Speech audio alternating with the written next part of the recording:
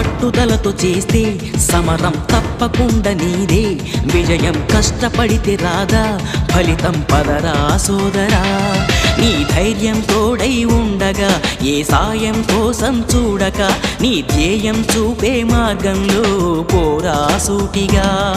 ఏ నాడు వెనకడుగేయక, ఏ అడుగు తడబడనీయక, నీ గమ్యం చేరేదాకా దూసుకుపోరా సోదరా.